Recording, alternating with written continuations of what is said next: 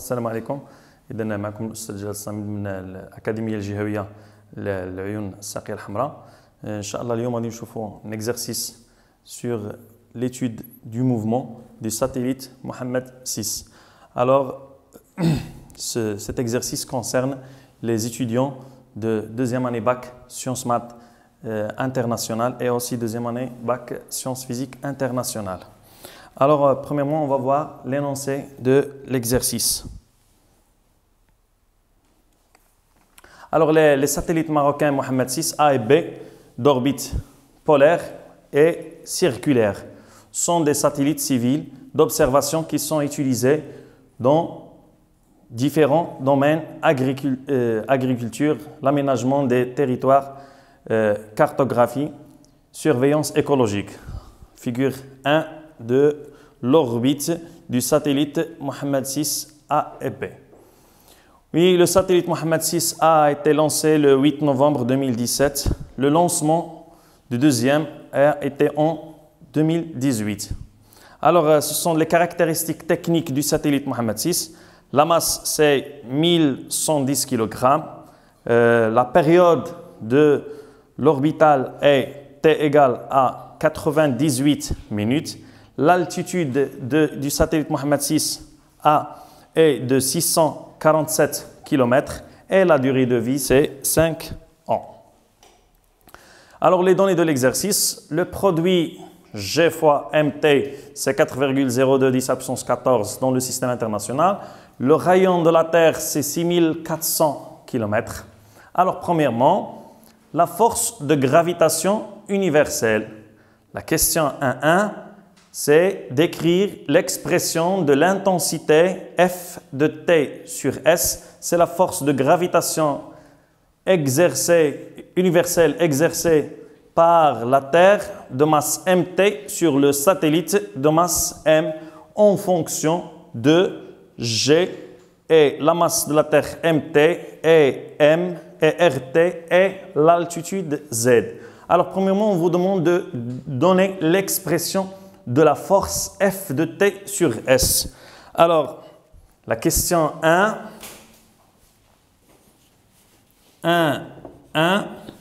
la force de gravitation,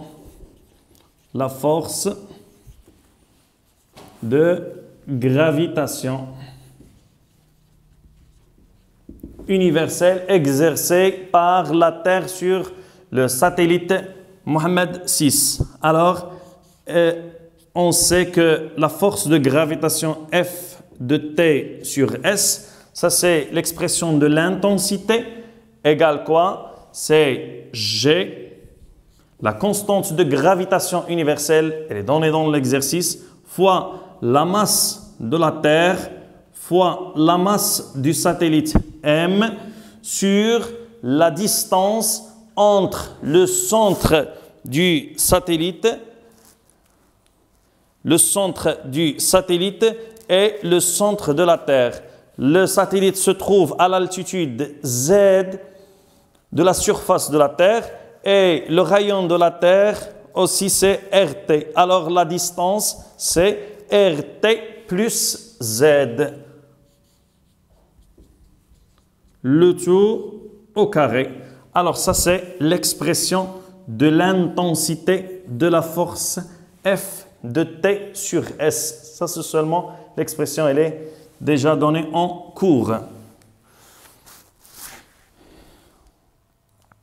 La deuxième question, c'est en utilisant l'équation aux dimensions, déterminer l'unité de la constante G. Cette constante G, la constante de gravitation universelle, alors on vous demande de donner leur dimension. Alors la dimension de G. Alors pour déterminer la dimension de G, on va s'établir l'équation de dimension. L'équation de dimension. Alors question 1, 2. Alors la dimension de G. Alors on va déterminer la dimension de G à partir de cette expression de la force. Alors on a la dimension de F de T sur S, c'est quoi? c'est la dimension de G fois la dimension de la masse mt fois la dimension de M, la masse du satellite, sur la dimension de RT plus Z au carré. Alors, on vous demande de déterminer la dimension de G. Alors, on va déterminer la dimension de G à partir de cette expression. Alors, la dimension de G, c'est quoi? Alors, c'est la dimension de F fois RT plus Z, F de T sur S, fois RT plus Z au carré, sur la masse, la dimension de MT fois la dimension de M. Alors, nous savons que la dimension de la force, c'est un newton. La dimension de RT plus Z, c'est une distance, c'est L. Et la dimension de la masse, c'est M. Alors, la dimension de G, c'est le newton fois, alors ça c'est RT plus Z, c'est une distance. Alors la distance, leur unité c'est le mètre. Alors on symbolise la dimension de la distance par L, c'est une longueur, la longueur L au carré. Sur, alors ici, dans le dénominateur, il y a la masse MT et la masse M du satellite. Alors la dimension de la masse, c'est, l'unité c'est le kilogramme. Alors on symbolise la dimension de la masse par M. C'est une masse M au carré, puisque ce sont deux expressions du masse M au carré. Alors, on sait que la dimension du Newton d'après la deuxième loi de Newton, c'est le kilogramme fois mètre par seconde au carré. Alors, la dimension de Newton, c'est la dimension de la masse fois la longueur fois T moins 2. T, ça veut dire le temps. Ça, c'est la longueur mètre. Alors, et ça, c'est la masse M. Alors, on remplace dans l'expression de G. Alors, la dimension de G, c'est quoi? On remplace, c'est la dimension de M fois la dimension de L fois T moins 2 fois L au carré sur la dimension de la masse M au carré. Alors, on va simplifier la masse M, la dimension. L fois L au carré, c'est L cube fois T moins 2 sur M. Alors, la dimension de G, c'est quoi? C'est L cube fois T moins 2 fois M moins 1. Alors, l'unité de G dans le système international. Alors, L, c'est la longueur, c'est en mètres. Alors, l'unité de la longueur, c'est en mètres dans le système international, c'est mètre cube. Le temps, c'est le seconde moins 2. Et la masse dans le système international, c'est le kilogramme moins 1. Alors, ça, c'est l'unité de G dans le système international, c'est mètre cube, seconde moins 2, kilogramme moins 1. Alors, pour déterminer la dimension de quelle que soit l'expression, alors on utilise les équations appelées équations de dimension. Alors, la dimension de G dans le système international, c'est mètre cube, seconde moins 2, kilogramme moins 1. Ça veut dire que lorsqu'on va calculer, par exemple, quelle que soit grandeur physique à partir de cette expression, doit être toutes les unités en système international. Ça veut dire que la masse doit être en kilogrammes, la distance doit être en mètres et le temps doit être en secondes. Alors, on passe à la deuxième question. La deuxième question maintenant, c'est en appliquant la deuxième loi de Newton, montrer que le mouvement circulaire du satellite est uniforme. Alors, dans cette question, c'est de montrer que le mouvement elle est uniforme. Alors, il est déjà donné que le mouvement du satellite Mohammed VI est circulaire. Ça veut dire la trajectoire est circulaire autour de la Terre. Alors, on doit montrer maintenant que le mouvement elle est uniforme. Ça veut dire que la vitesse reste constante du satellite autour de la Terre. Alors, pour cela, on va appliquer la deuxième loi de Newton. Alors, avant d'appliquer la deuxième loi de Newton, on va faire bilan des forces exercées, etc., comme vous avez fait dans les lois de Newton. Alors, la question 2.1. Alors, on va schématiser ici. Ça, c'est la Terre. Le satellite Mohammed VI a une trajectoire. La trajectoire quoi? Circulaire. Alors ça c'est le satellite S. Alors ça c'est la Terre.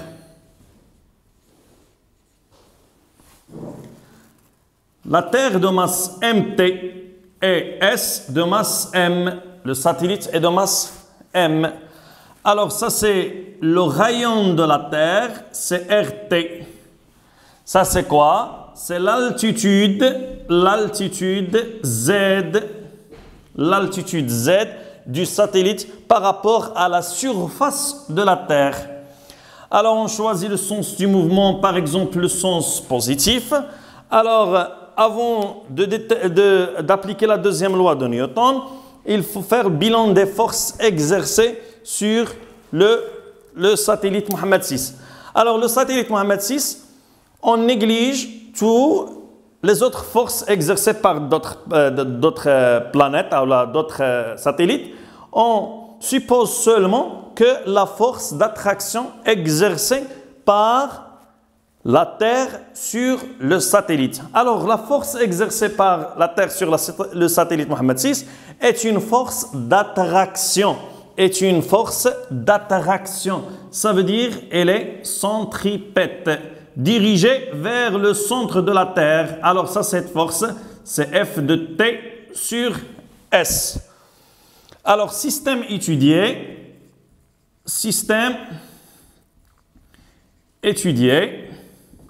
Alors, le système étudié, c'est quoi? C'est le satellite.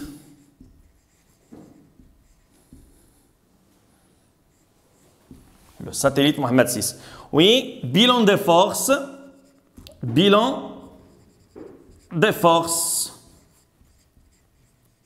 Alors, il existe une seule force, c'est la force d'attraction universelle. F de T sur S. Force d'attraction universelle. La force d'attraction universelle. Alors ça, cette force. Alors on va appliquer la deuxième loi de Newton. Alors d'après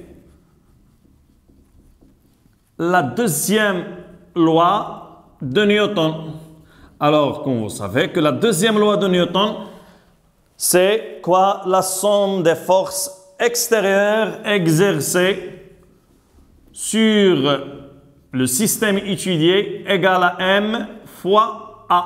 Ah, la AG. A, c'est l'accélération, c'est le produit de la masse M fois A.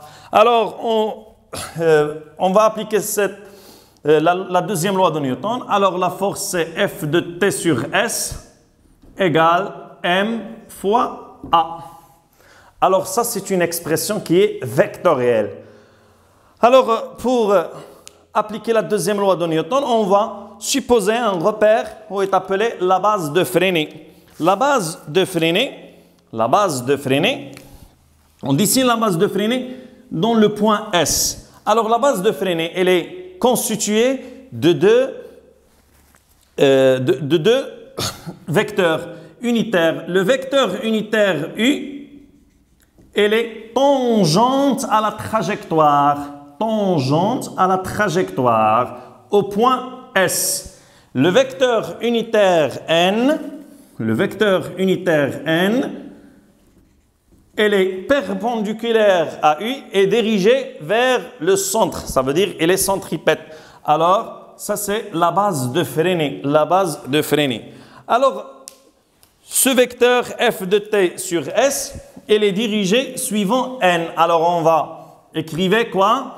F de t sur S, c'est quoi? C'est G fois mt fois ms sur la distance séparant le centre de la Terre et le satellite, c'est RT plus Z le tout au carré fois N, puisque la force elle est dirigée suivant N égale M. Alors, c'est quoi A dans la base de Freinet? A, l'accélération dans la base de Freinet, c'est quoi? C'est d de V sur d de t fois U plus V au carré sur RT plus Z fois N. Alors ça, c'est l'expression de l'accélération dans la base de Freinet. Ça, c'est d de V sur d de t. C'est la composante tangentielle de l'accélération. Et V au carré sur RT plus Z, c'est la composante normale, ou la V au carré sur ρ, le rayon de courbure. Mais dans notre cas, puisque le mouvement elle est circulaire, le rayon de ce mouvement, c'est RT plus Z. Alors, on va simplifier. Simplifier ici. M avec M. Il nous reste quoi? G MT sur RT plus Z, le tout au carré, fois le vecteur unitaire N égale d de V sur d de T fois U plus V au carré sur RT plus Z fois N. Alors, cette expression mathématique, expression vectorielle, alors, comme vous voyez, alors d'après cette expression, on va déterminer quoi?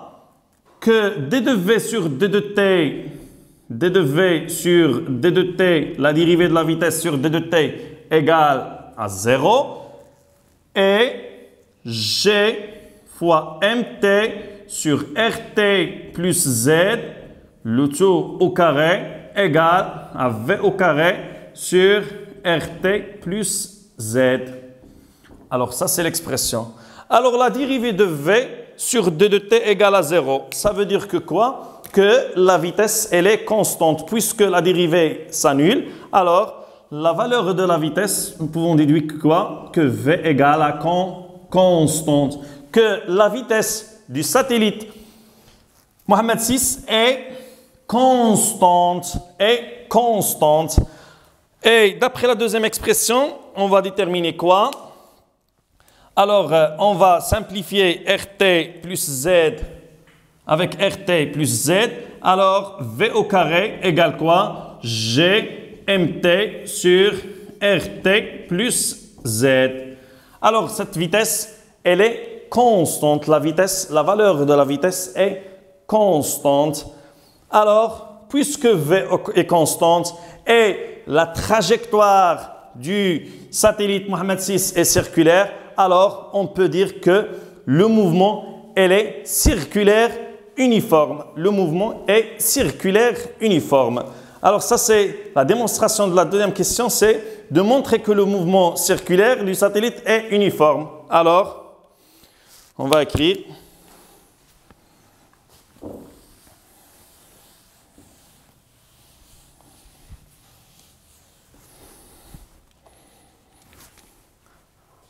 Puisque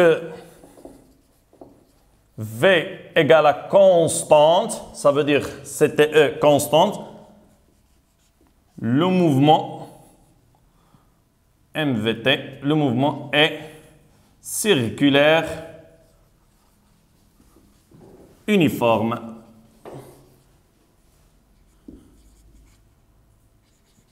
Le mouvement est circulaire uniforme. Alors ça c'est la démonstration de la vitesse. On passe toujours l'application de la deuxième loi de Newton. La question 2.2. Établir la troisième loi de Kepler. T au carré sur RT plus Z à la puissance 3 égale à 4 pi au carré sur GMT. Alors, on doit déterminer, établir la troisième loi de Kepler. Ça veut dire on doit démontrer cette relation. Alors, la question de 2. Troisième loi de Kepler.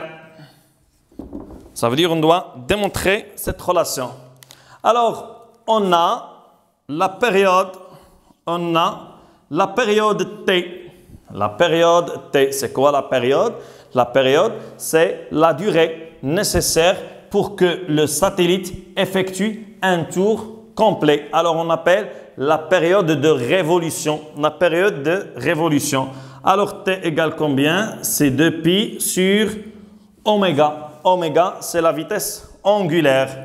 Avec oméga, c'est quoi? C'est la vitesse du satellite sur le rayon de l'orbite. Ça veut dire le rayon, c'est RT plus Z.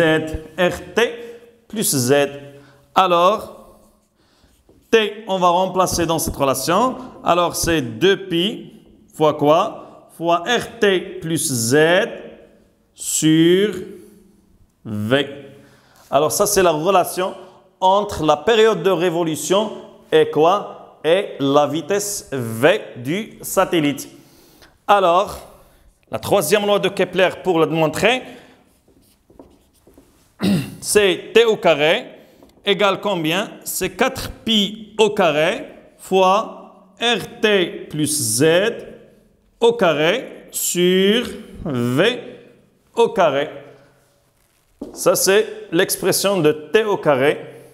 On va remplacer V au carré par son expression. Alors, T au carré égale 4pi au carré fois RT plus Z au carré sur, alors V au carré c'est quoi? C'est GMT, G fois MT sur RT plus Z. Alors d'après cette relation,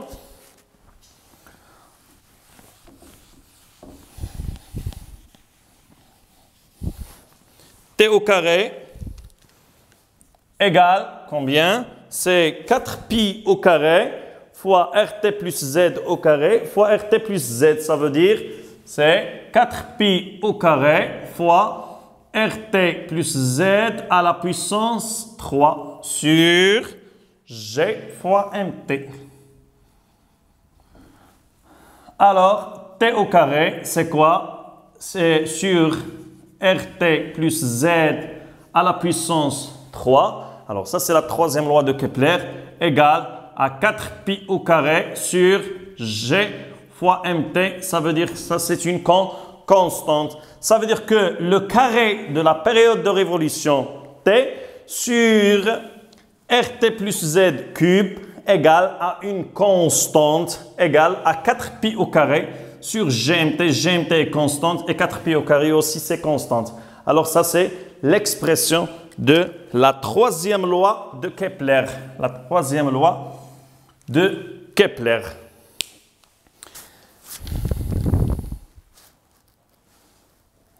Oui. Alors la question 2.3, c'est de calculer la valeur de la période de révolution du satellite et montrer que la valeur trouvée elle est compatible avec les caractéristiques techniques du satellite cité dans le texte. Alors les caractéristiques techniques, ça c'est la période de révolution, c'est T égale à 98 minutes. Ce sont des données données par les données sont données par Wikipédia. Alors, on va montrer que la période de révolution égale à 98 minutes. Alors, à partir de la troisième loi de Kepler, on va calculer T.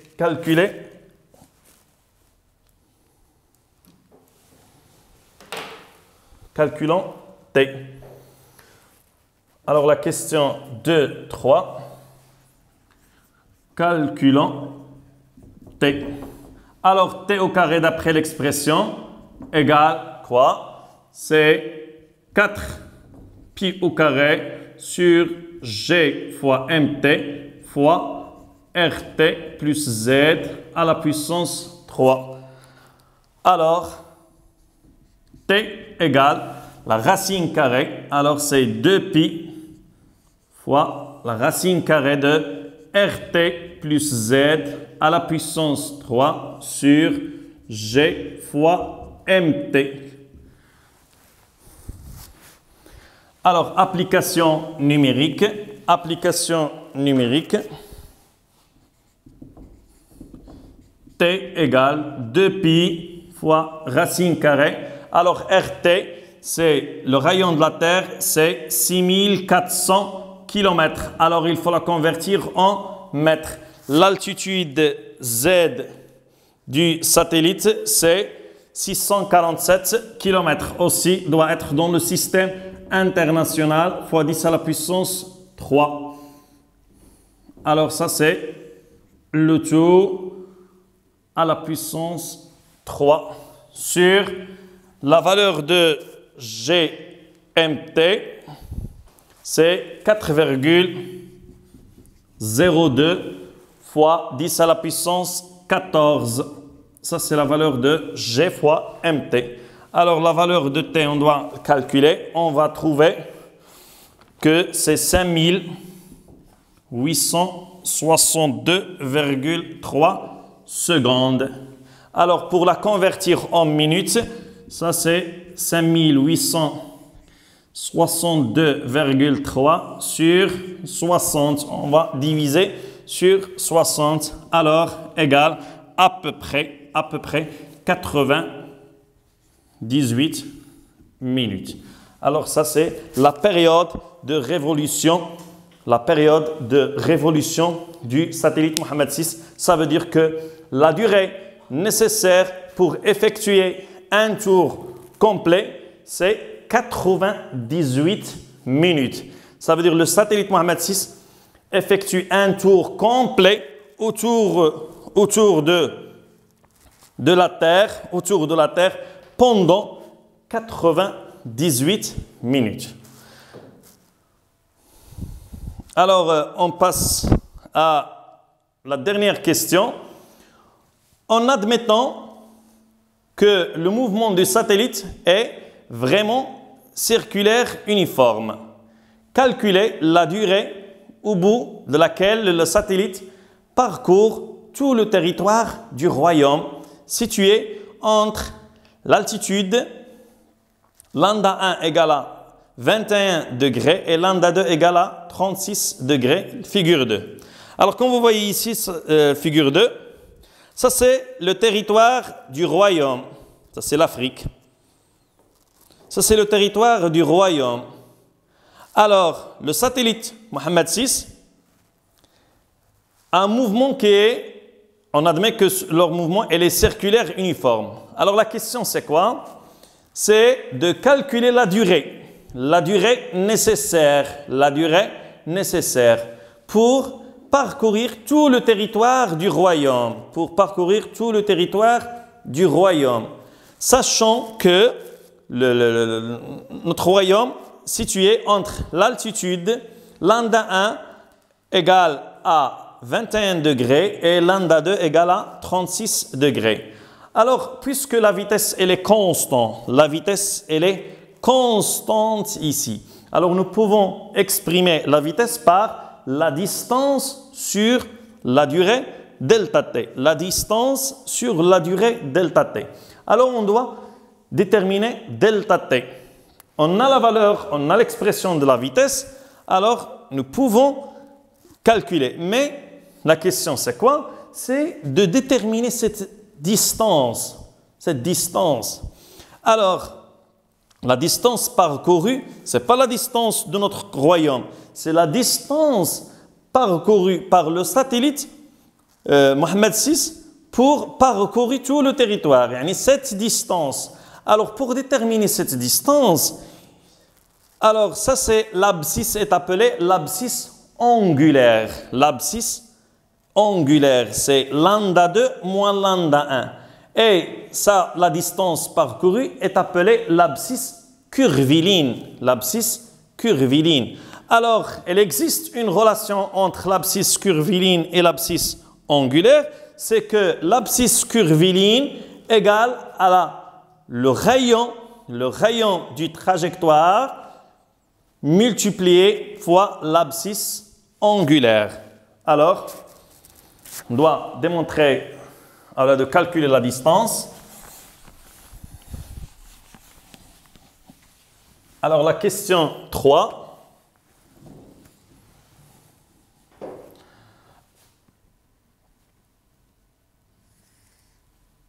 Alors, je vais dessiner ici. Alors, ça, c'est l'abscisse curviligne. L'abscisse angulaire, c'est lambda 2 moins lambda 1. Lambda 2 moins lambda 1. Alors, il faut calculer cette distance. Ça, c'est la distance D. Ça, c'est le rayon RT. Et ça, c'est l'altitude Z. L'altitude Z. Alors, la question, c'est de calculer la durée. Alors, puisque la vitesse est constante, alors V égale quoi? V égale à la distance D sur la durée delta T. Alors, delta T égale quoi? C'est D sur la vitesse V. D sur la vitesse V. Avec. Alors, c'est quoi la distance D? Ça, c'est distance. C'est le rayon. Ça, c'est l'abscisse curviligne. C'est le rayon. C'est le rayon du trajectoire, c'est RT plus Z, multiplié fois l'abscisse angulaire. L'abscisse angulaire, c'est quoi? C'est lambda 2 moins lambda 1. Alors, mais faites attention ici pour les unités. Les unités, ça veut dire que l'unité de lambda 2, cette relation elle est valable, l'unité de lambda 2 moins lambda 1 doit être en rad. En rad. Et aussi, la distance RT plus Z doit être en mètres. Alors, faites attention aux unités. Alors, D égale à RT plus Z fois lambda 2 moins lambda 1. Alors, on remplace dans l'expression delta T égale RT plus Z fois lambda 2 moins lambda 1 sur V. L'expression de V, c'est quoi? C'est racine carrée de G fois MT sur RT plus Z. Alors, ça, c'est l'expression de delta T. Alors, delta T égale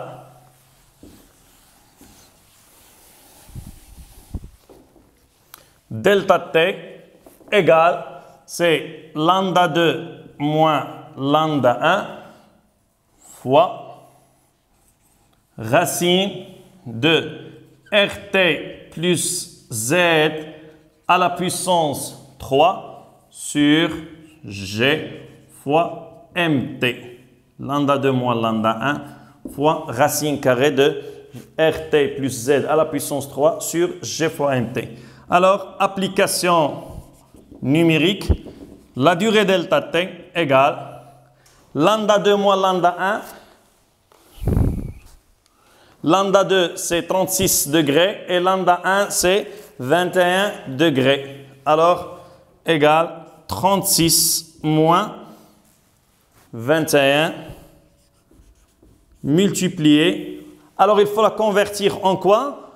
En rad. Alors, ça, ce sont en degrés. Alors, pour convertir, il faut multiplier par pi et diviser sur 180. Doit être en rad. Ça, ce sont en degrés.